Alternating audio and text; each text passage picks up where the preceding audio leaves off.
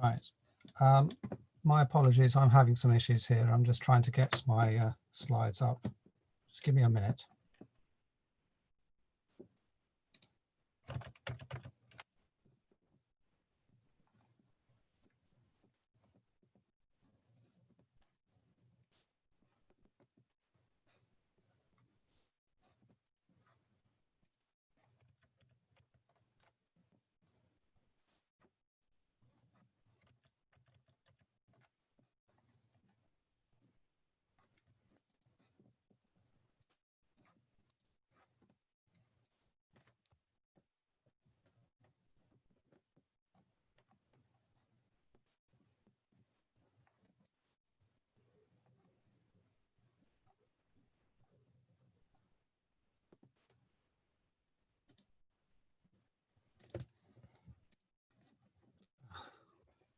This is going well today.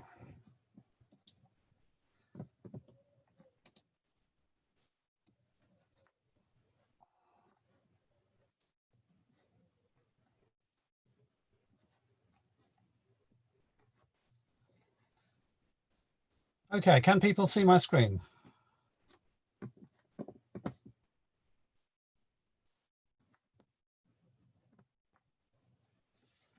Marvelous. Thank you, Andy. Okay, so I'm just going to go through some introductory slides. Welcome to the London Solar Meetup. We have nearly 600 members now. Do spread the word to anyone you know who's interested in Lucene and solar. We're always looking for talks, for hosts, and for sponsors when we have something to pay for, like beer and pizza. And an advanced thanks to our speaker today, Huw from Curiosity Software. I'll talk about in a bit.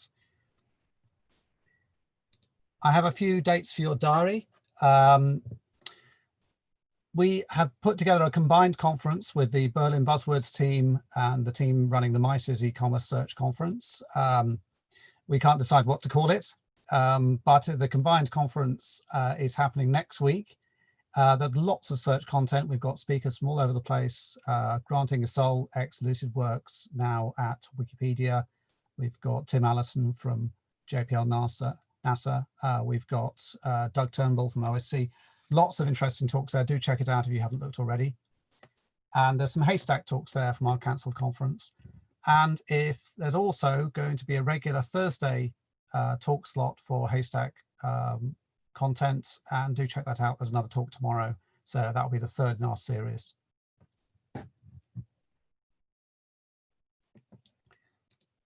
In other news, Solr 8.5.1 was released. This was just a bug fix release, so nothing desperately exciting there, but worth upgrading, looking into if you're interested. Slightly bigger news is Solr and Lucene are going to become separate Apache top-level projects. In fact, if you wind back the clock a long way, they used to be separate projects and they were then merged. And so they're now separate, and they're both going to be top-level projects. So this is a process still happening. So don't expect any major changes quickly, but eventually the two projects will separate. So today we've only got one speaker, but we'll do some Q&A afterwards. And I'd like to welcome Huw Price of Curiosity Software. I've been talking to Huw and his colleagues for a few weeks now. They come from a world very different to ours, of the world of search. They come from the world of test and test automation. But they ended up doing a project involving Solr and have come up with a very interesting perspective on Solr and search, and particularly testing search applications. So without further ado, I'm going to attempt to stop sharing my screen. I'm going to hand over to Huw. If you have questions, remember our ground rules today. If you can keep your mic muted, unless you've been prompted to ask a question. If you've got a question, write it in the Zoom chat. I'll then go through them in turn afterwards and either ask you to give them to Huw, or I'll ask them on your behalf once Huw's finished his main talk. When we have our general Q&A, we'll use the same method.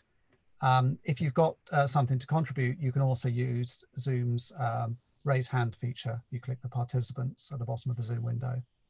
And If you want to applaud our presenter, pop your video on and maybe wave your hands, because I'm not sure your mics will all pick up all your applause if you do it by clapping. But anyway, without further ado, thank you so much to Huw, and I'm going to hand over to you now.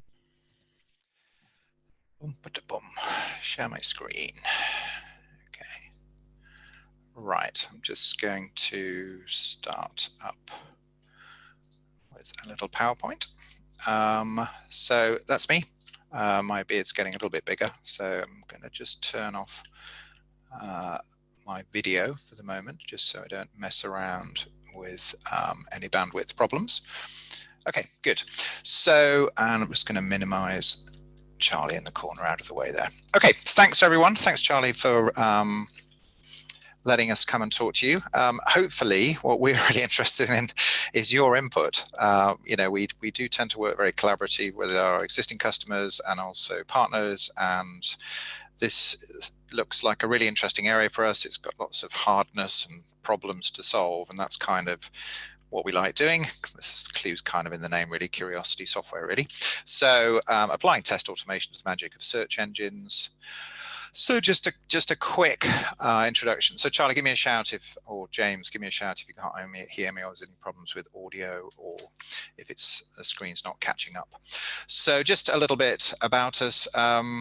I've been around in this space for way too long. James, not so long, not so much, but he's a youngster. We were bought and sold several times, but we've kind of regrouped in 2017. We've got kind of 3 products out there. One is a thing called Test Modeler, which allows you to do business process modeling, but very much focused on creating the test cases out of the model. So that's quite an interesting space, and I will show you a little bit about that, but you can go and look at it obviously online. Then there's test data automation. So we do an awful lot of work with just general test data, and that's kind of why we got into the Solr world, because a large American company, which is a credit card company, said to us, we use it all over the place and we're struggling, could you come help us? And we built a whole bunch of utilities to help them in that space, and that is ongoing. We're kind of pushing the boundaries there as well. And then we've got a product called VIP. VIP is an RPA tool. RPA stands for Robotics Process Automation. And it's a busy space, but we've kind of rebadged it as VIP for sort of DevOps. So anything to do with kind of the DevOps type area in the product. So, so the goal of today, basically bring your expertise in search development together with Curiosity's expertise. We've already had some very interesting conversations with young Charlie. Learn from one another and start collaboratively crafting solutions for industrial grade automated testing for search engines. It doesn't look like there's a sort of standard out there, and I think I've actually got James Walker on, who will probably talk about the state of automation outside the Solr world, and hopefully if we can agree amongst ourselves what would be a kind of optimal solution, we're quite happy to build it.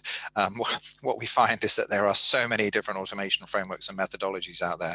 With your nice bounded controlled world, it would be good to have some marching orders so we can build something which is more appropriate for your level for the type of testing that you think is appropriate or you think is useful in your world.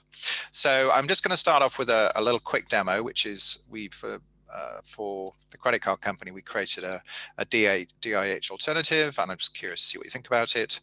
Then I'm just going to do a few slides on the state of test automation in the QA world, and then I'm going to show you some actual automation using some Selenium, which some of you may well have heard of, and show you kind of how it's built and how it kind of runs and what it looks like. And then I was playing around over the last couple of days just building a little bit more sophisticated testing for Solr, and this is kind of I think I'm literally just scratching the surface here, but hopefully you get the idea of kind of some of the things that we're sort of talking about and where we're trying to head towards in terms of building a more rigorous set of structure around how you test upgrades, new features, coverage. Are you covering all the different scenarios? Are you missing things? Are you doing negative testing? All those things that are much better done by a machine rather than someone sitting there typing and clicking things in. Okay, so I'm just going to start with a really simple one. So basically, what we've got a little bit of Solr here, got some applications, got dashboard. I've got a thing called order details aggregate, and we've just got a little search tool sitting on top of it, which is sitting there. I've just created a little application which will just present a kind of business intelligence based on picking fields and then queries. Now, what we've got here is we've created, this is basically our test data automation product. And what I'm going to do here is I'm going to pull some data out of SQL Server. I'm just going to do payment days equals 14. I don't want all of them. I'm going to clear it down and I'm just going to throw that.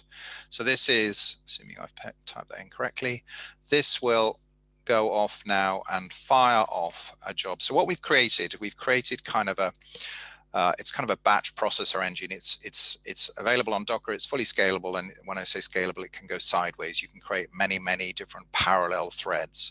And what we've done there is we've quickly created 1, 2, 3, 4, 5 different jobs, and we've chopped up our extracts into parallel processes. And I'm just going to repeat that.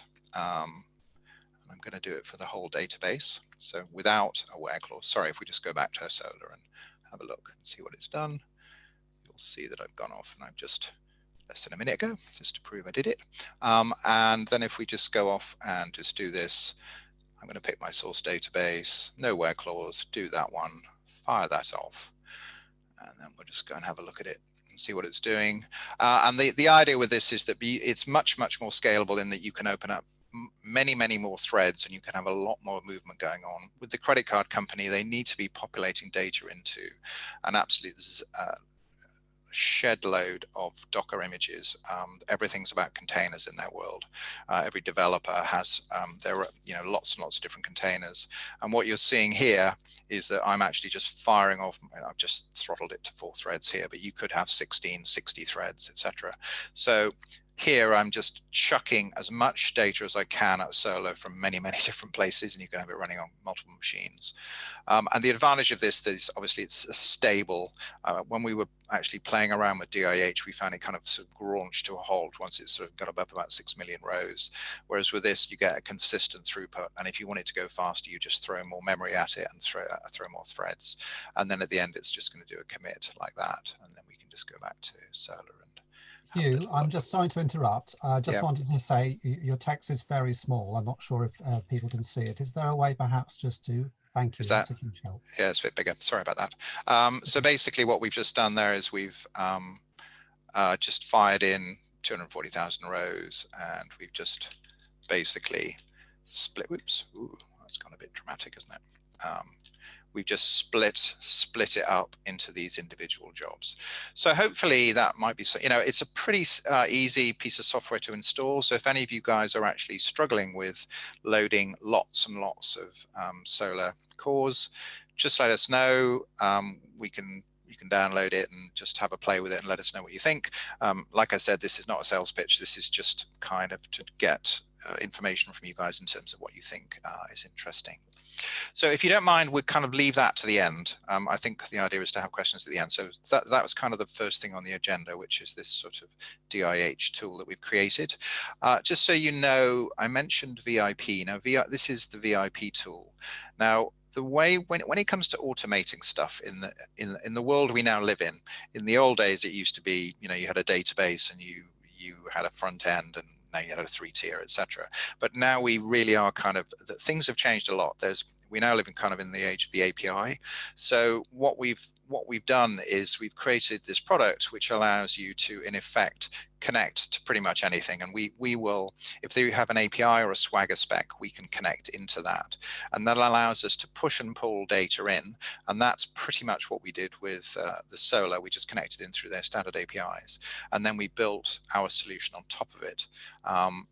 Obviously, we had a bit of, we did some stuff with multi-threading, which allowed us to create the many threads to be able to do that. Okay, so that's kind of the sort of plumbing behind what we did in that space.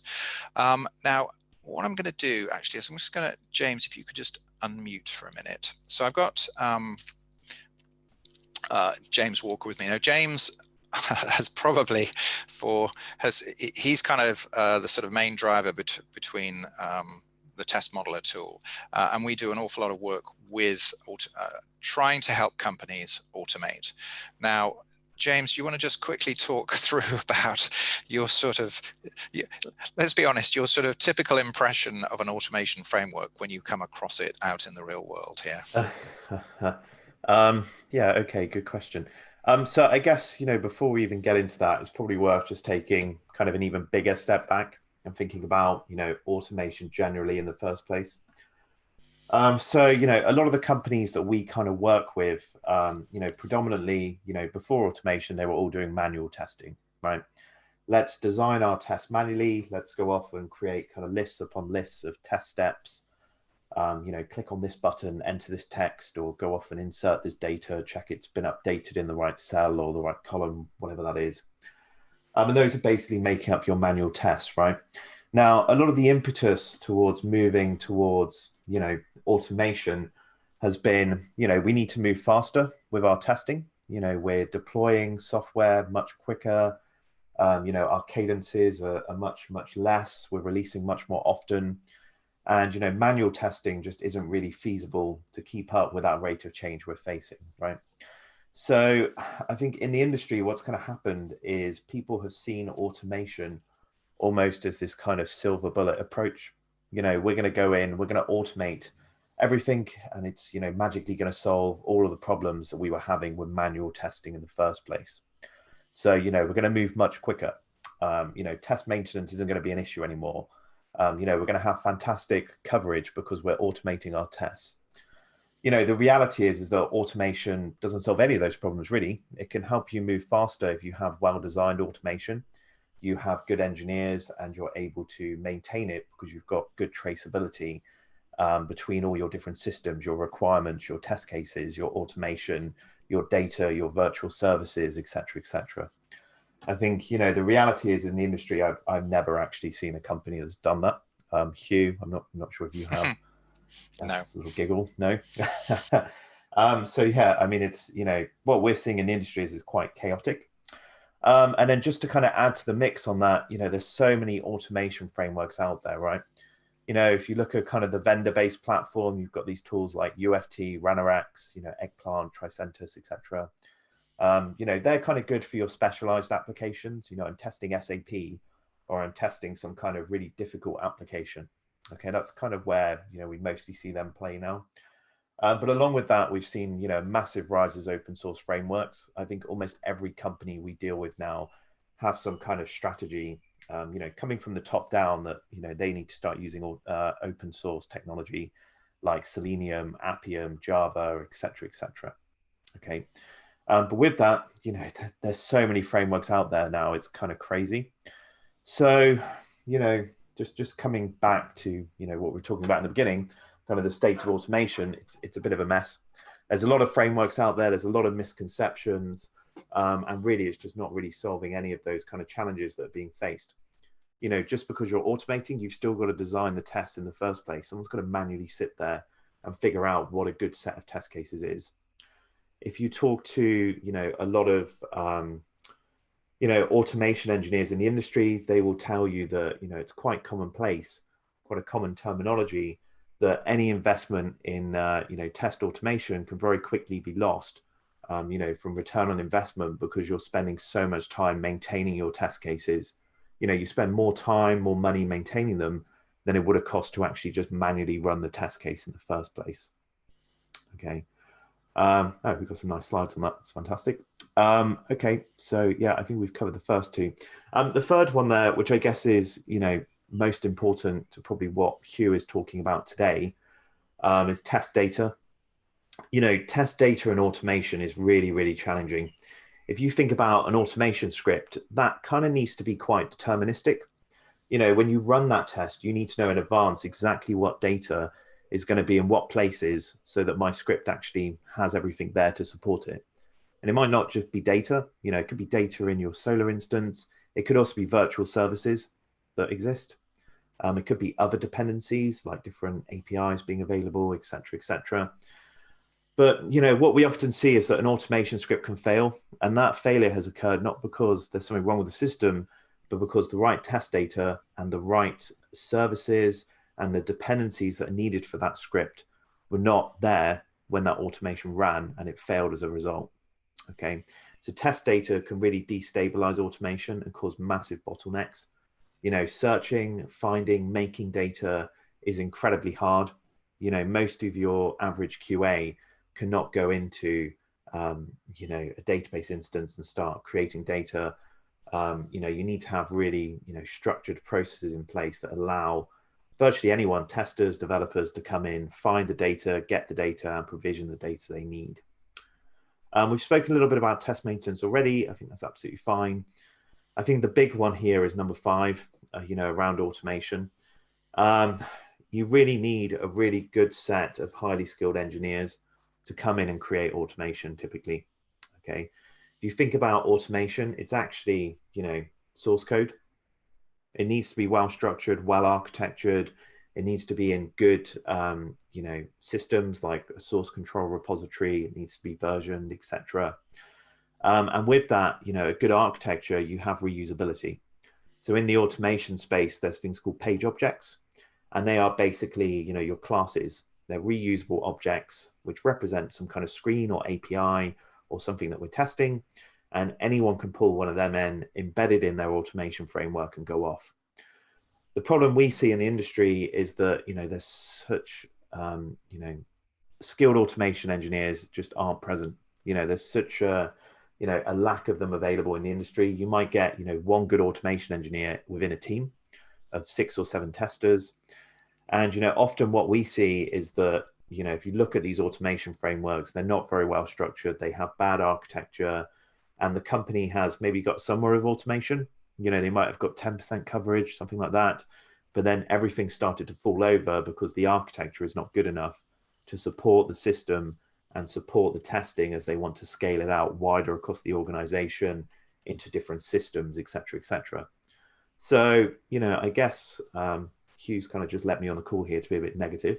But yeah, those are some of the downfalls and some of the, I would say, challenges that we're seeing in the industry with test automation. Certainly, the companies, that we've been in over the years, which is quite a lot, these always seem to just pop up as big challenges.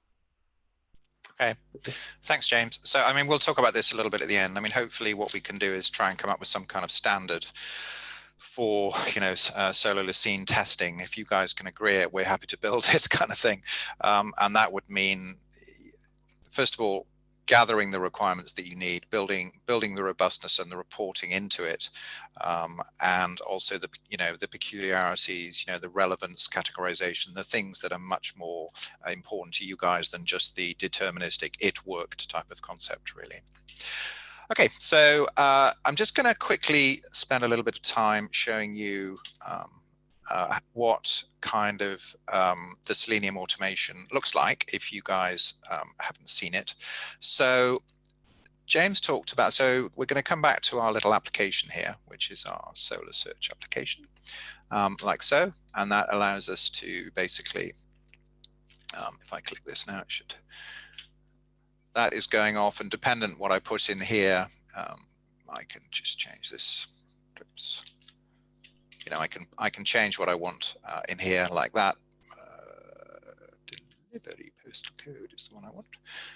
I've got that incorrect in there. So I can click in buttons, I can pick from drop-down list, etc. So the way that it works is we have a little scanner, and you just click on the items. I won't run it now, but that will actually go off, and it creates what we call page objects. Now, page objects, and this is obviously UI testing, it's the same with APIs really. Here you'll see click submit. That is actually a little piece of Java code in this case, but you can use C# or whatever your favorite language is. I would say Java Selenium, and you'll see at the top is there's a bunch of Selenium open drivers that are used, and this gets upgraded every now and again. And that really is the kind of plumbing that we need to think about. Now, the way that we kind of build automation is we build it from a model. So if I go over here and look at a Solr search, now what we've done, this is in the modeler tool. Now it's a very flat piece of automation, and we're going go to URL field 1, and we're just assigning that to payment days. I'm picking payment days from a list. Then I'm going to selecting the field. Then I'm actually going off and I'm looking in the backend Solr database. I'm just curious to, I need to put a value in the screen. So what I'm doing is I'm actually looking for the maximum payment days. So I'm just finding the last payment days that were in there. Then I'm entering the payment days into my automation, and what you'll see is there's a little, all I'm doing is just setting that across like so. Then I'm playing around with setting a description to chocolate, and then I'm entering a query, then I'm entering a group by, then I'm clicking the submit button. And then I've also gone back to Solr under the covers to look for my expected results. And this again is a little lookup. So there's a mixture of automation, and there's a mixture of finding some data to do the initial search, and then some validation to go in and do that. Okay. Now what I'm going to do is I'm actually going to run that. So let's just run this.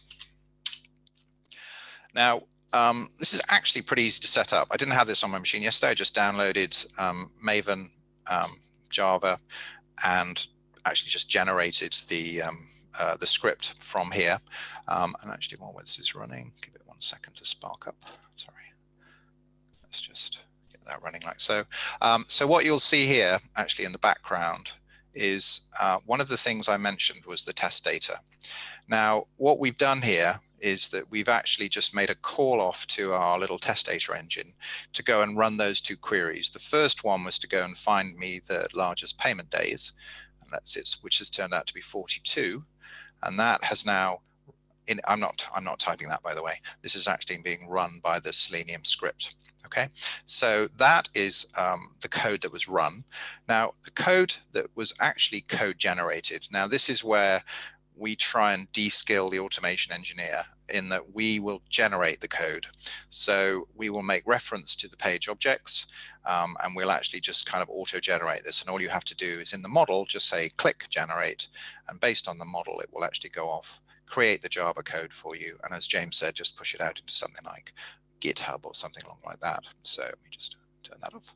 Now, if we go and look at our test cases, so this is the test case here, test passed, test found, and we go and look at our results. Now, one of the things you'll see with the Selenium script, for example, is that you can capture input as well. So here you can see that we've gone to this URL, we've entered some payment days, we've entered a value, we've entered chocolate, we've done the test pass, and then it's captured the screen bit as well there. So that's kind of a sort of very basic Selenium test. Now, the bit that I'm currently working on is that one of the things you saw in there was me going to look to see what values. One of the problems with the BI testing is actually making sure that the values appearing on the screen are correct. So here what I've done is I've actually run some, in this case I've run directly against Solr, and I pulled out my groupings. So when I search for chocolate toy van Atlanta, that's my facet query. These are the counts that I got behind it. So what I'd need to do to turn it into a fully working automated test would be to check that value from the value that is returned from the screen, and that's called an assertion. So these are the expected results. Then you run an assertion, which again is just a piece of Java, and that would then tell me that this has actually worked. Okay, so hopefully you can see from that, we've sort of tried to define what the script is. We've tried to break it down into automation activities. This is a data activity, and this is a data activity. Okay, so that's a sort of basic Selenium one. Now the next one, I'm just going to kind of show you. I was playing around a little bit to kind of look at a more sophisticated type of testing. Now in this particular one, what we have here is we have a SQL Server database which is running an application, and the way that it works is there is a Kafka queue. I don't know whether you guys are familiar with Kafka. It's become the sort of new sort of poor man's blockchain. I think it's open source as well, and what that allows it to do, it creates queues of activity, and that will then there's a process polling the Kafka queue, populating my Solr databases. So once it sees new order activity, it will actually push it in there. So that's under test. Sorry, let me just have a cup of tea here. And then we also have the front end as well, because that may well have some peculiarities that we care about. So what do we need to do to test that? So populated from SQL Server, data is transformed. Solr has indexing and searching data types set as well. So you might be playing around with some of your data types in here, which may affect some of the kind of relevant searching. So what we do is test modeler, which is what you just looked at, will look in the backend database, because for this search to work, it needs to be able to populate that data. So it will either go in through an API, or it will go directly into the backend database. I've done both here. It will then push data. So it will simulate activity by pushing data into the Kafka queue. Whenever it comes to testing, what you're actually trying to do is to kind of surround the problem, in that you are pushing data in here, you know what the data is, it does something to the data, and then you know what the result should look like on the other side. Okay. Then finally, we're going to look at the research results to verify that this piece and this piece are working together. Okay. So if we go back to our kind of Solr search like that, now in this case, what I've done here is I've created, again, a different model. Now, in this case, I made it a much more sophisticated model. So I'm looking across my source data, and I'm looking for particular types of groupings of products, playing around with metric and the like, and then I'm sort of beaming in on kind of chocolate. I'm interested in chocolate sold by those activities. Then I'm looking for different types of customers, and then I'm playing around with the payment days, because I need to be able to isolate off the searches. Then I'm playing around a bit later on with my is it an and search or an or search, and then I'm populating different searches that I want to run. Now, if we just start over here and have a quick look and look at the first thing I do. Sorry, let's just look at my actions and edit that. So here what I'm doing is I'm looking for a particular category of product, and then I'm looking for the suppliers of that category. Okay, so not, you could do all of this yourself. Sorry. But what we're doing is we're building this into the kind of our automation world. Then we're going to our stock availability, and again, now we've got some suppliers. We now need to go and gather together all the available sizes, the stock items, and the names.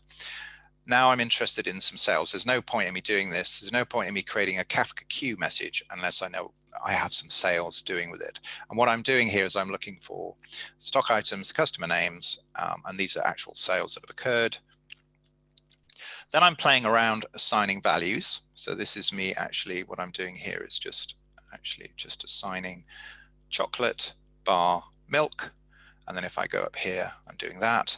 Now this piece here is the thing that's actually doing the work, and this is actually firing off my message into my Kafka queue here.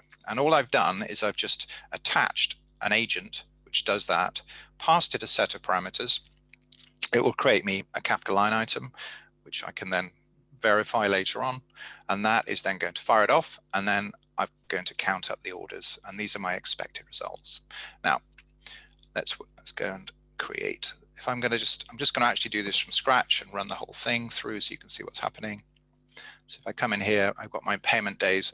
Now I'm going to set it to 43 because I know I don't have any payments for that. And now I'm going to get into, sorry, I'm just going to create a new one. Let me just do that. Payment 43. So I keep everything to one side. Make sure that's set to 43. Yep. Now what I'm going to do is I'm going to generate some tests. Now this is the clever part in the modeling tool, is in that it gives you all sorts of abilities to create variations on testing.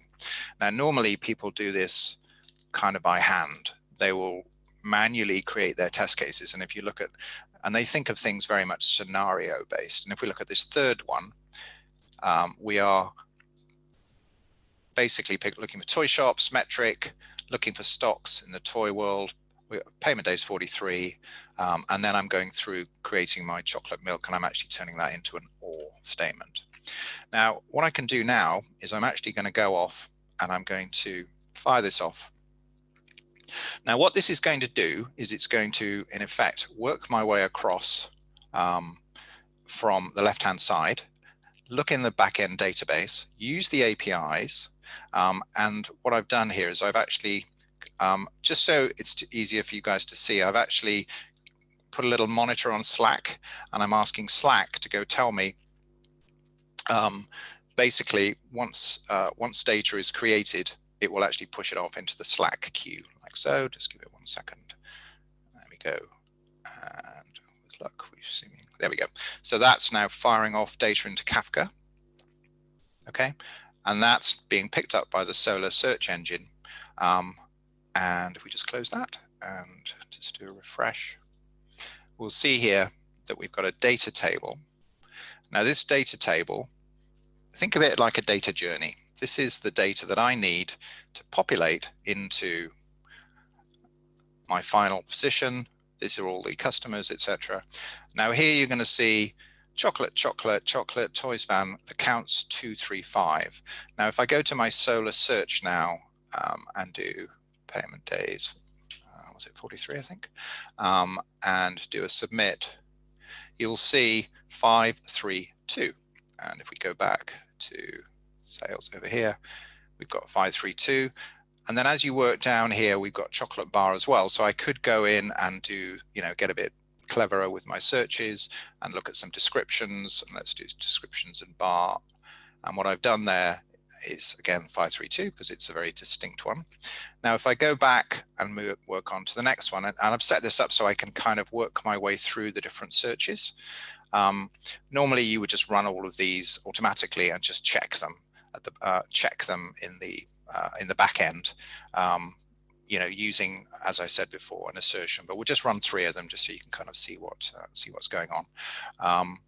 And again, if we look at our Kafka queue, you can see that it's firing stuff into Kafka, and then the Solr ingestion engine is now picking these up, and that's populated those, and then we just refresh. And again, we've got some different results.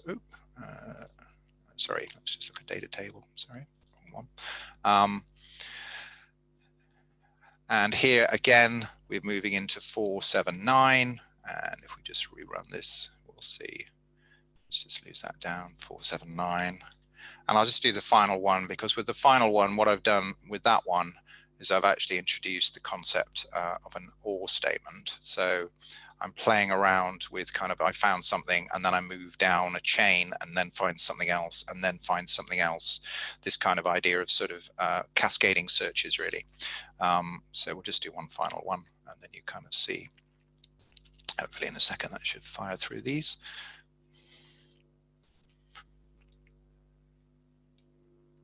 Boom, boom, boom, boom. Come on, Kafka, wakey, wakey.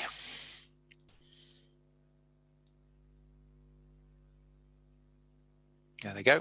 And that's pushing them in like so. That's my Kafka messages. That's finished. Just do a refresh. And let's go and look at our data table here. And this data table, now this one is a lot more interesting because I'm actually using kind of an OR logic here. And it's built up a lot more different sort of, variations in here in terms of ORs and ANDs and such forth. Now, again, this was just me randomly making stuff up. And if I go here and just look for, let's just start with the ANDs, and you've got that. But then if I go off and play around with something like, and I'm playing around with something like that, then you end up with different variations. Now, all of these variations have been tracked when I generated the data, because I knew exactly what I was generating, and I did the prediction of what should be coming out as part of this model, okay, which was kind of the modeling bit here. So that's kind of what I was sort of trying to just kind of show you here. The whole point of this is to kind of show you the art of the possible in terms of how you could sort of use this combination of building a model of what you're trying to do with some of these kind of automation activities, and also this ability to kind of look up data, across quite complex systems, really. So that's kind of the demo. That's taking up to 18:43. You did say 45 minutes, so I hopefully I think you have a little more time, Huw, because we started a little late. So okay, fine. So that's kind of, I think, the sort of core idea. Now, if you look at most automation frameworks, I mean, I'm not sure if you guys are familiar with, I would say Jira is, again, it's mostly open source, as you guys know. would be the most kind of popular way that people track their test cases and their testing and their coverage and all those types of things as well. So what we've done is we've basically built in from here, every time I build a model, then basically all I have to do is just export that out to, in this case, I think it's X-ray, and that will actually just push them in and out as well. So again, that is normally quite of a manual process. So we look at anything we can get our mitts on, and we say, well, why don't we just build some integration with it or build some automation? And a lot of that is, as I said at the beginning, is to do with all of these, the world of the API. So whatever you can imagine, there is a good chance that it can be automated. Like, for example, I thought, well, it's very difficult to look at a Kafka queue, but then I said it's pretty easy to look at a Slack message. So what I did is I just created a little bot that just sat there and just waited for Kafka queues, intercepted it, and just put them out like so. So I think the other interesting thing that is around is that there's lots and lots of really clever stuff out there on Git. And I think you guys are mostly familiar with Git. And it's very easy for us to incorporate clever stuff into Git, into our kind of RPA tool. So, you know, we've done a fair bit of work on kind of expert systems and playing around with those. So if you have something that you think, oh, that would be handy if we could incorporate that into an automation framework and we could do stuff with it, then it would be pretty easy for us to add that in.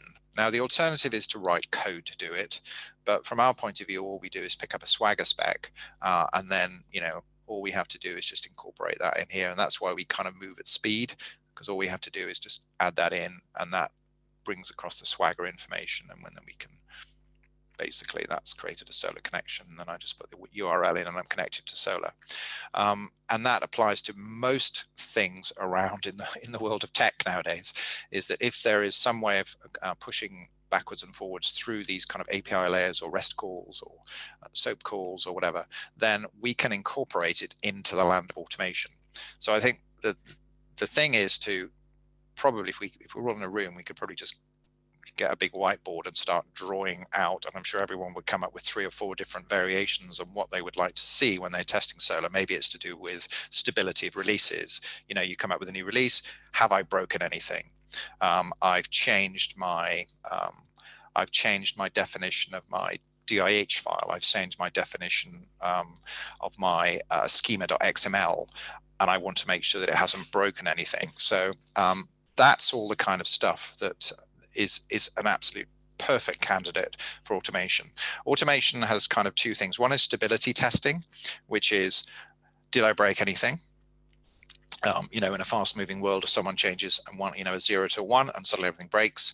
And the other one then is to try and use automation to test things more thoroughly, and that is a lot to do with modeling. So if you look at coverage here, we can do different levels. If I just go through and actually generate that again, previously it's 6, and now we are moving up into 8. If I go to exhaustive, I would be up maybe into the hundreds, and each one of those is a distinct set of unique test cases. And you can play around with that a lot. There's a lot of things you can do in terms of risk, deciding on which ones are more important, which features have more risk associated with them, et cetera, et cetera. So it's a very interesting space. I would say we are in, we're not very sophisticated, to be honest, in the automation world. People talk a good game, and you will have numerous keynote speakers talking about the wonderful world of automation, and all they're really doing is talking about their product doing some things. I mean, if you talk about these guys, they always talk about AI.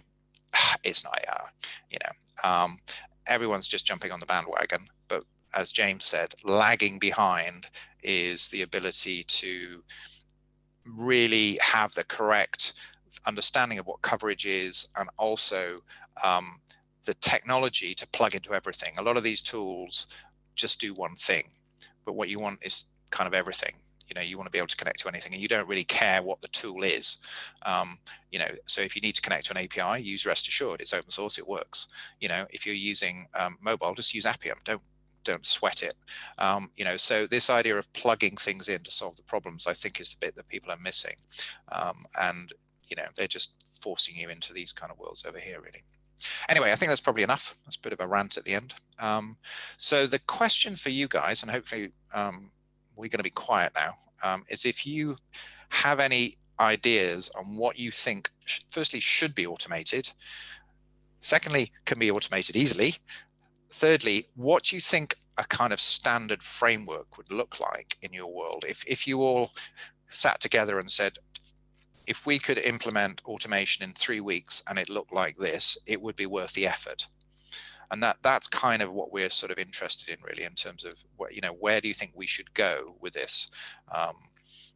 You know, should we just pick off the odd customer whose hair's on fire, or should we actually go off and build something in conjunction with, you know, your expertise to see if there's something out there that which is going to bring benefits to you guys? We're obviously a commercial organization, but most of our stuff has come from working with small groups of bright people, to be blunt. Anyway, so is that okay, Charlie? Just to... That's great, Huw. Thank you very much. I'm going to throw the floor now open to questions. I think there's a lot to unpick here, but I'm sure some of you have got some questions for Huw about how this all works. I think there has, obviously this is a world that's maybe unfamiliar to some, but I'm hoping you've got some good input. So if you've got a question, just type it into the chat room, and then I'll moderate as necessary.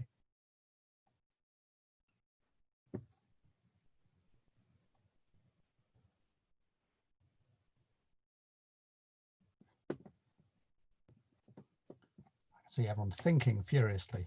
Well, I can't see you all thinking furiously, but I'm imagining you're thinking furiously.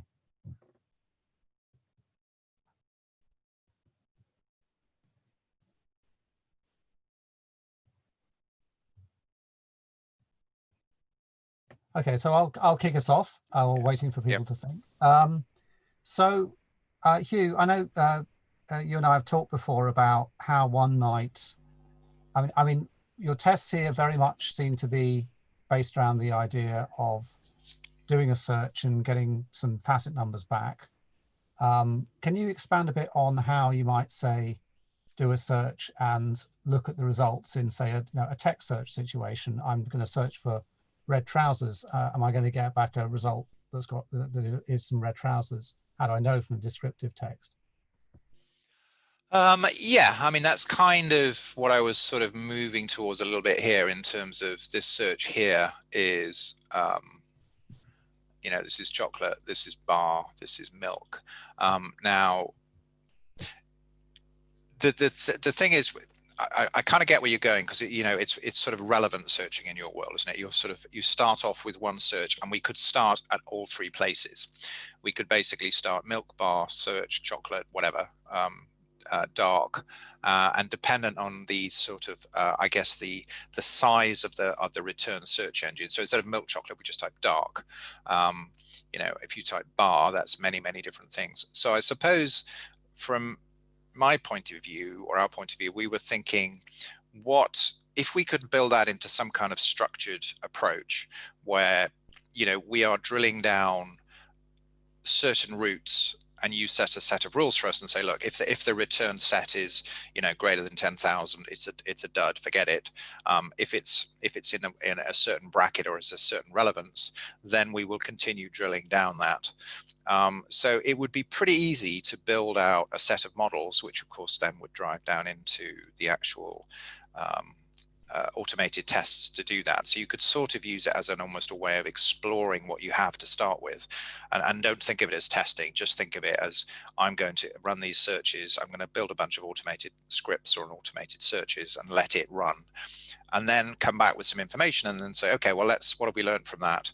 So it's kind of initially trying to automate something that you may well do manually or with a few kind of manual scripts that you've written, but also the power of being able to build it into a model where you can build lots of different variations on that.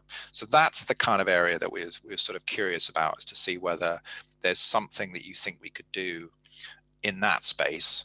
And actually, since we've spoken to you, we have actually, this whole idea of the data journey actually came quite a lot out of some of the thinking in terms of trying to think about how you work your way across, you know, and as you're working down through the different things, these are all different variations on ideas. And of course, then you're,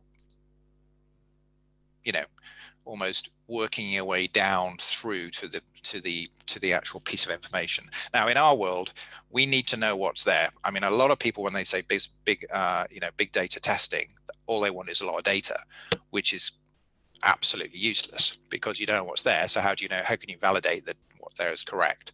So that's why we use a lot of synthetic data generation, where we push data into with specific characteristics to be able to make sure we can detect them. So maybe we should be building pools of relevant data and using that rather than specific, you know, chocolate bar milk. We should have, you know, groups of products with chocolate in, groups of products with bar in, not groups of products with milk in. That's kind of the thing that we were sort of thinking about in terms of how do we kind of build that into an automated approach to testing, you know, search engines. Do you have any other questions, Alessandro? So you can put your video on. Do you have something for us? I wanted to ask a question. So first of all, thank you for your talk. My question is, you show a lot about like how you build queries for your automation tests. But what I realize is that I and my colleagues, we spend most of the time to generate the synthetic data and to then check the results themselves. So basically building the data in input and building the expected response more than the effective query.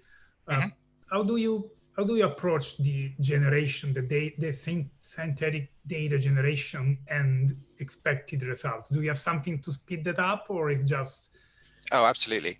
So when it comes to generating data, I would say probably about, we do just do an awful lot of work in the synthetic data generation world. I would say probably about 30% of our test data work at the moment is actually synthetically creating data to test systems, and especially actually bizarrely, I mean, it's a lot of it's to do with GDPR, in that people are actually using lots of production data, which is bad. So if you want to test a system which is clean, then you synthetically generate the data. Now, the way that we do that is that we connect to a data source. In this case, this is actually just a database that I've connected to. And what we do then is we've got a whole series of functions. There's hundreds of them, which allow us to very quickly create synthetic definitions of data. So basically here, I could go and just create a bunch of data by, you know, using Excel. Or more likely, when you get into more sophisticated ones, here what I'm doing is I'm actually picking from a list of strings.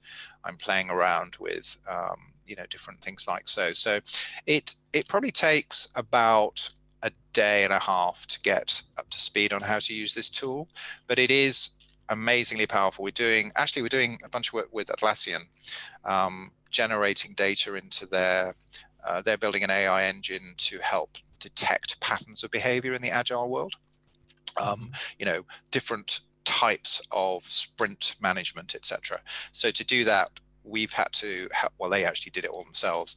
They created a whole series of generators to generate data into lots of different types of pretend customers that they could then test their AI engine to make sure they were detecting the way that, so the way that Jira works is you create sprints, you have work items, you have points are awarded, and every company kind of does it slightly differently. And what they're trying to do is to recognize patterns of behavior to make recommendations to management in terms of how they structure and what's effective. But to do that, they had to actually synthetically generate quite sophisticated packs of data. Otherwise, it was pretty much a guess. So it was like, to test AI, you almost have to do the reverse and actually generate the data for the AI. So if you're interested, I mean, the best way to do that is if you have something, let us try and generate some data for you, and we'll show you how to do it. I would say that's one way with the database. The other one is actually through APIs. Lots of data that is generated now, you can actually just put it in directly through APIs. So what we do here is you can basically connect into an API. And if I want to just use, I want to create an area of responsibility, I could just drag it on like that. And then you just fill in the values, and then you create an assignment associated with it. So we've kind of built lots of tools to try and make that as something that's achievable in a day or two, or not weeks, kind of thing.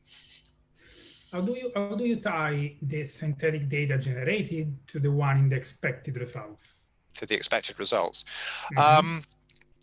So as part of the model, I mean, what I was kind of doing up here was that I was throwing a whole bunch of data at the databases. Okay, well, in this case, it's the Kafka queue. Now, before I threw it out, I actually just did a count. So I took all the values that I used to generate this. So this is a generate. So that's generating my summary, which goes into Kafka. That then disappears over here. But before I did it, I actually just went off and created a set of, in this case, they're just SQL queries that I ran to do my summaries, to go and hunt for the data that I've just created. So that then, expected results are interesting because I spoke at a test conference and there was about 500 testers there, and I said, how do you know if a test worked? And it was complete silence. What you know about a test is that it possibly worked, probably worked, or definitely worked. So one of the things there you've got to think about is if it's definitely worked if you understood that it worked for the right reason. Quite often a test will pass because something will say, oh yeah, we found it. But actually there may be some flag somewhere which is set further down, which you didn't realize was being tested.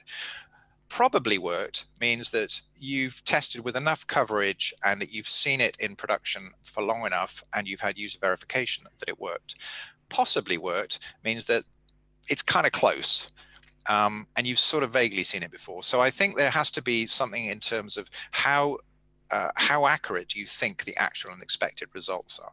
So we don't force you down any particular route, and I think that's something for people to think about when they're thinking about testing.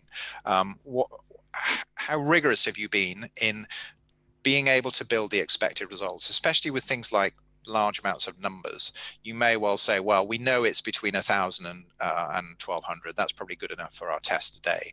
So there are things to do with that. But in here, all I've done is I've just actually issued some SQL based on the parameters that I've set in here to give me that count.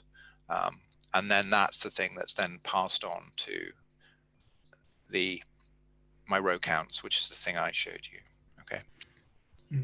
In case you wanted to check, for example, like facet counts and the values of the facets, do you have like any sort of auto-completion that reads from the synthetic data, for example? Sure. Yeah, that's kind of what I did.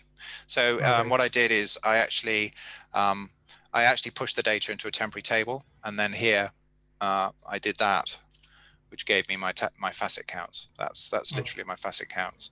But that's before it's gone off through Kafka. Because Kafka may well be doing other things to it, and that's the thing that I'm actually testing here. Kafka will take it through, and then it ends up in the application. So that's for the credit card company we're dealing with. They're into fraud, so what they're trying to do is to create events in the data that can be picked up by the fraud search engines. Mm-hmm. So that's a lot to do with time series, actually, because when you see a pattern of events, that means you have to create data close to each other. If someone gets hold of a credit card, they tend to do it in short bursts before they get caught. So it's kind of things like that which are interesting, but that's a very specific type of generation that you would need to do for the engine to pick it up. Okay, so so you have to create lots of needles in haystacks. Makes sense. So basically, the same data you push to Solr, you push to this database, and then it's used. Okay, thank you.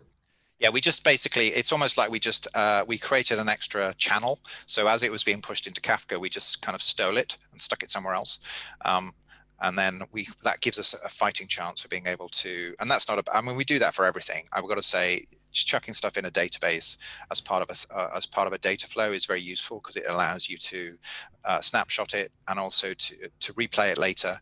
And also you can then do much more sophisticated testing, because SQL is extremely powerful, and it's much easier to do pattern matching with SQL than it is with textual tests, if that makes sense. Yes, it does. Yeah. Thank you. Okay, good. Okay. Thank Charlie, you. any more? Yeah, anybody else have a question for Huw?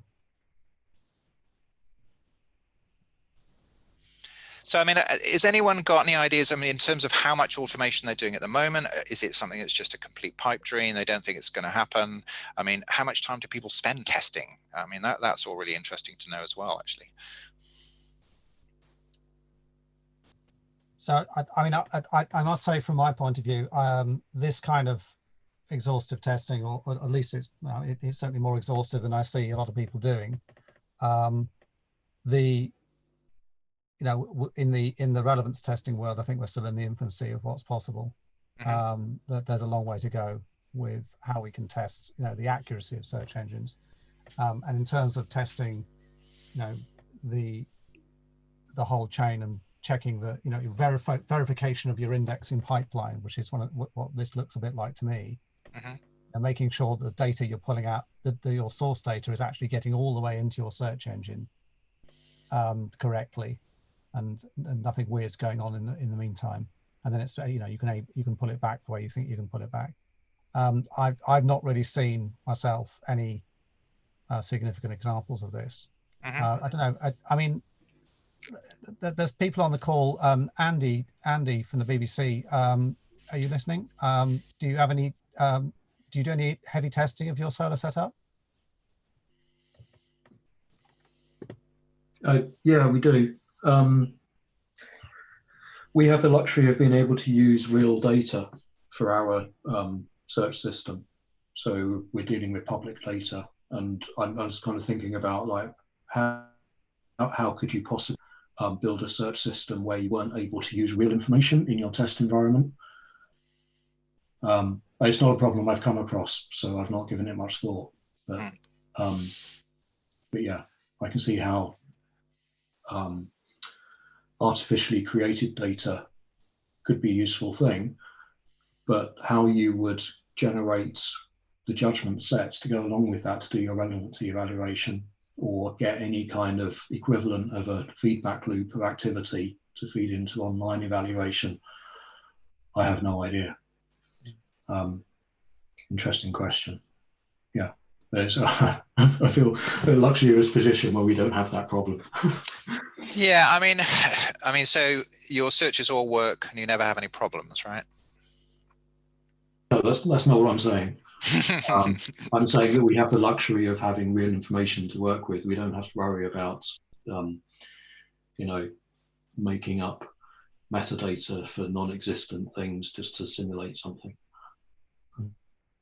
Yeah, I mean, a lot of people say, well, production's kind of the truth, so therefore that's it. But if you're developing, maybe in the sort of traditional world of banking or whatever, if you're developing a new system, production data tends to be incredibly enormous and always the same.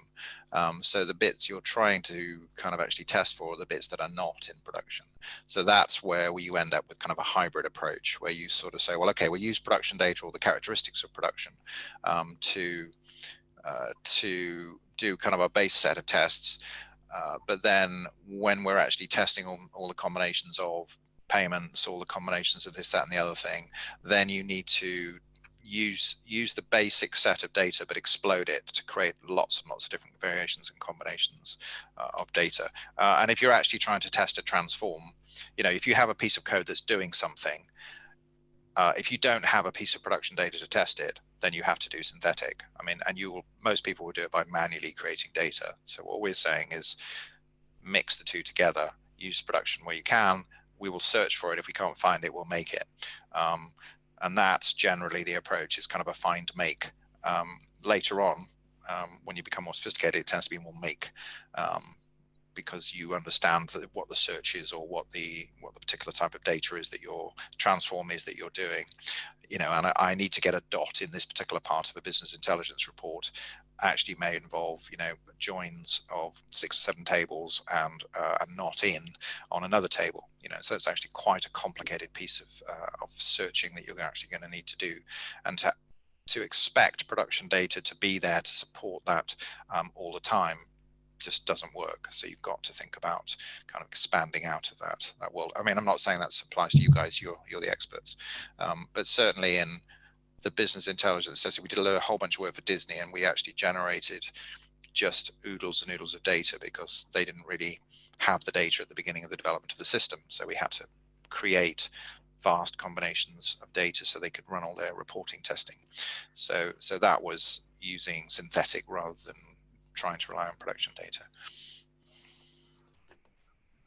It occurs to me that, I mean, what we tend to do with query testing is, you know, we look at query logs. So we look at the past, and that gives us a pattern of, you know, what people search for in the past. And obviously there's the popular queries, and then there's the less popular queries down the long tail. So if we've got something that, I mean, for example, if we've got a search engine that doesn't cope very well with something that's something that's a very rare query for one reason or another, you know, all we can do is test it based on what we know certain people have searched for before. We can't generate a view of what people might search for in the future, or how they might search in the future.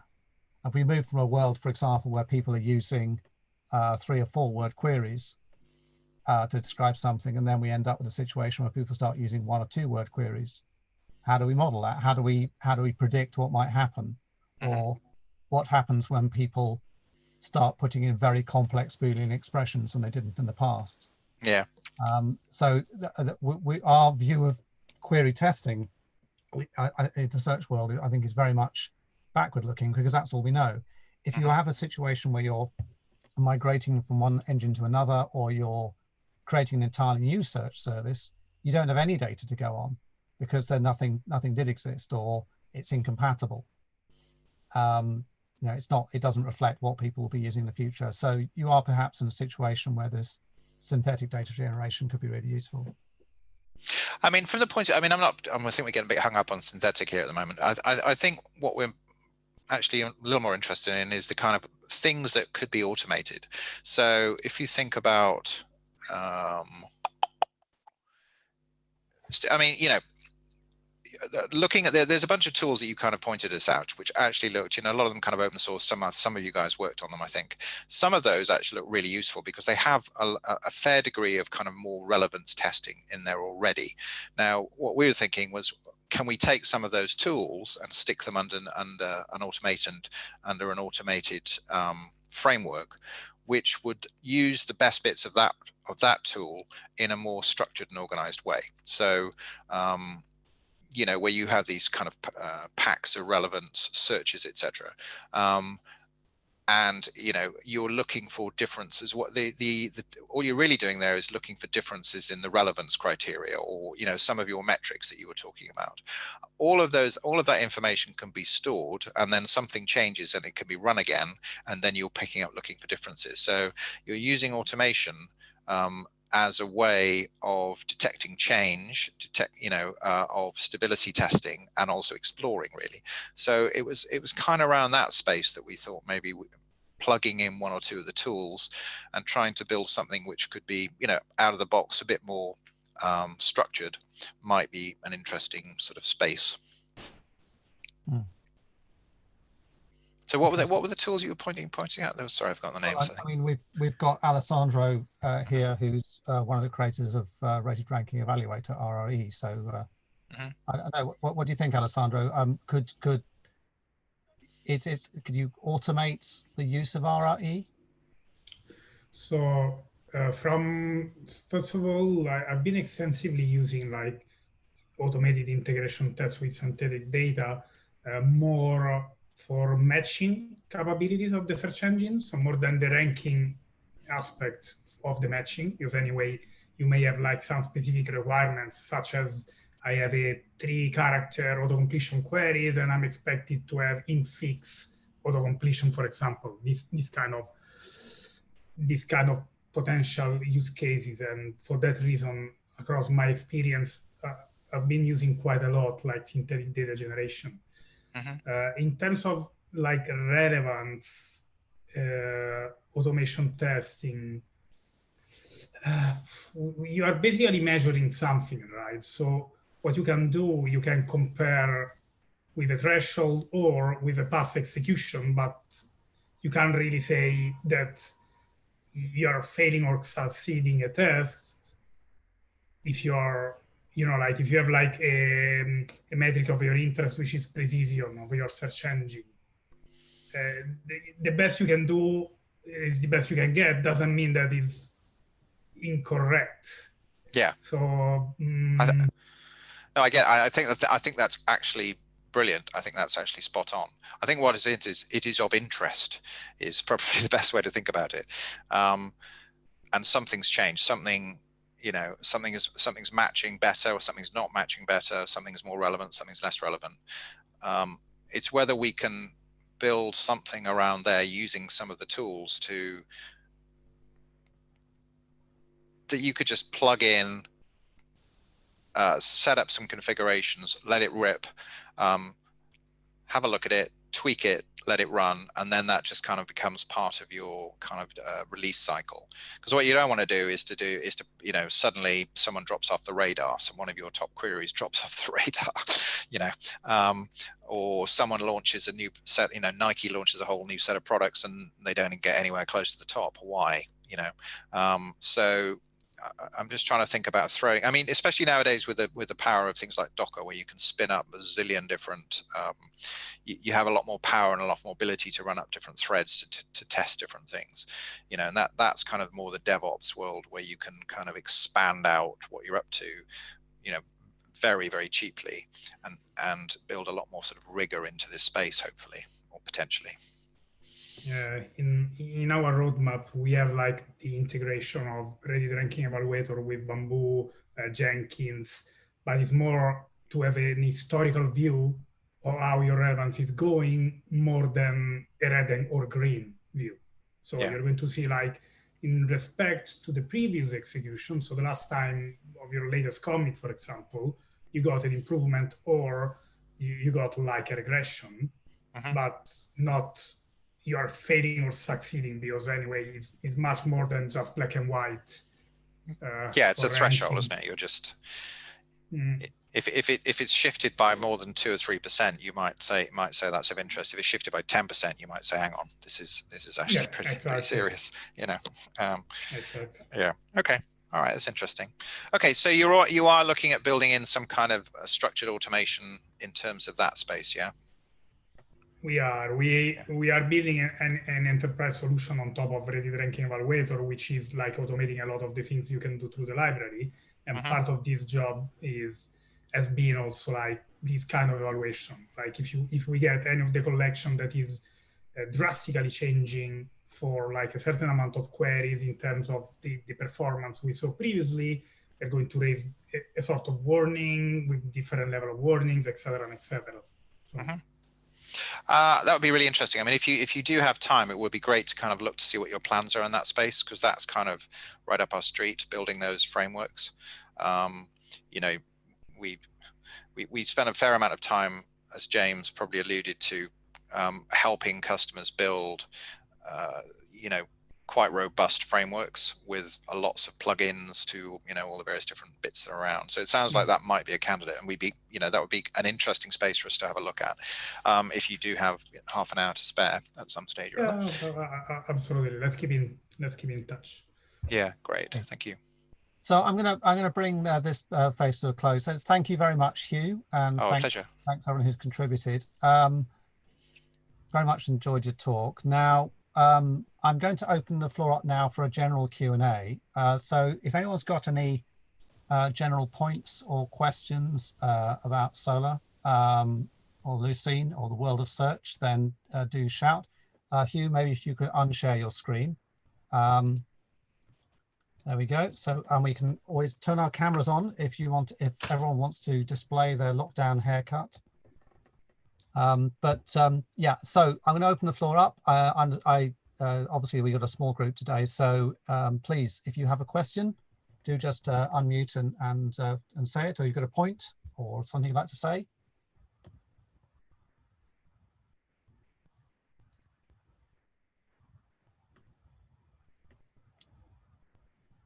Not a chatty bunch today then.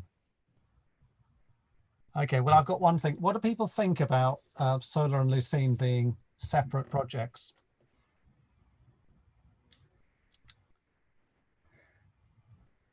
I have my opinion.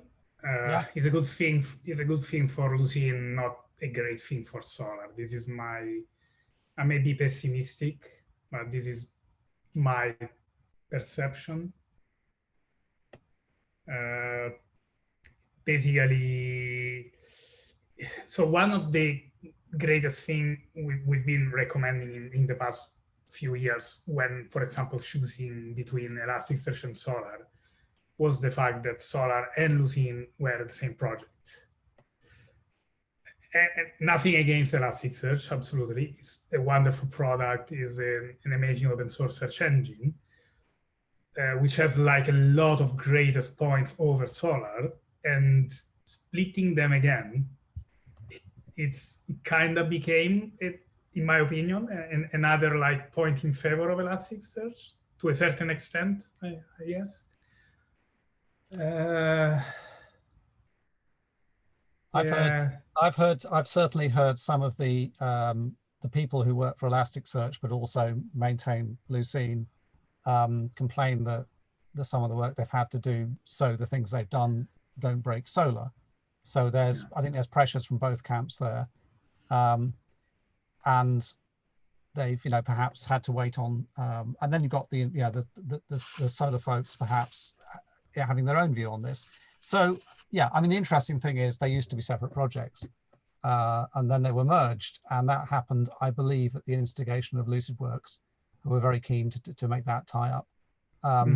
So now we've gone the other way. I mean, time will tell. We'll see what happens, really. But it's an interesting departure. I agree. Steve, do you have a point? No, I just thought I'd say hello. So. Hello, Steve. Hello. But yeah, it will be interesting seeing what happens in that space, because yeah, it is. Maybe it will allow the decoupling, might allow Solr to not be moving in lockstep so much, and yeah, maybe it could be good, but yeah, it's going to be different.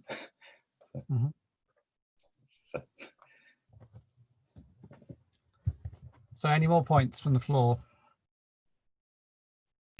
Another point I think is going to be for like cross project features. I mean, in my past contribution, a lot of times I had to contribute part of the feature that was part Lucene code and part Solr code, and you were able to do that in one single pull request with some modification Lucene side and some modification Solr side, because anyway, they were the same project, the same Git repository, and that made possible, for example, the weighted synonym approach in Solr that was basically like 80% Lucene and 20% Solr to go out with a single merge request and then in a single release. And that's not going to be possible anymore.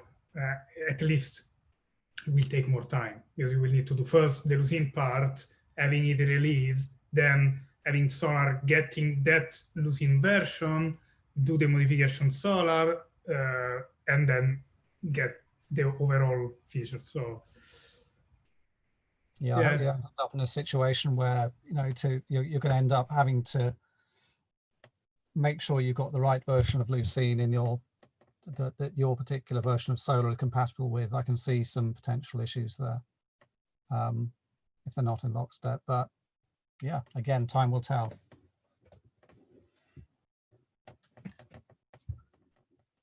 So another point, I think, and we've got our virtual conference next week, which is going to be lots of fun. But on one talk to point out there is Huw Schindler, who's going to be talking on Lucene 9.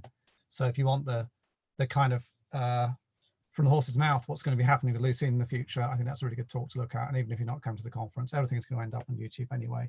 So that's something to track.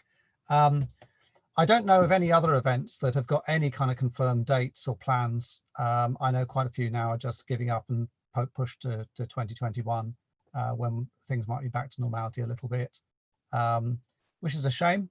And we're going to keep running these online meetups. And again, we've created a new one for our Haystack talks. But yeah, I think it's important for everyone to sort of keep in contact and keep communicating. We're all still, I think all of us in this IT world, we're somewhat insulated from what else is happening because we're used to staring at video screens, computers all day and not leaving the house. So we can carry on with our jobs in a way, but not everyone's so lucky. But I think it's important to keep in contact with everyone. So thanks everyone for coming today. If there's no more questions from the floor, I'll draw this to a close. And thanks very much to our speaker, Huw from Curiosity Software. And we will return with a meetup in the near future. Thanks, Charlie. Appreciate it. You're very welcome. Thanks. Do check out the Haystack live series. That will be tomorrow. I think it's something like 4 p.m. UK time. But yeah, thanks very much, everyone, and goodbye. Thank you. Thank you, Charlie. Thank you. Thanks. Bye-bye. Bye, Alessandro.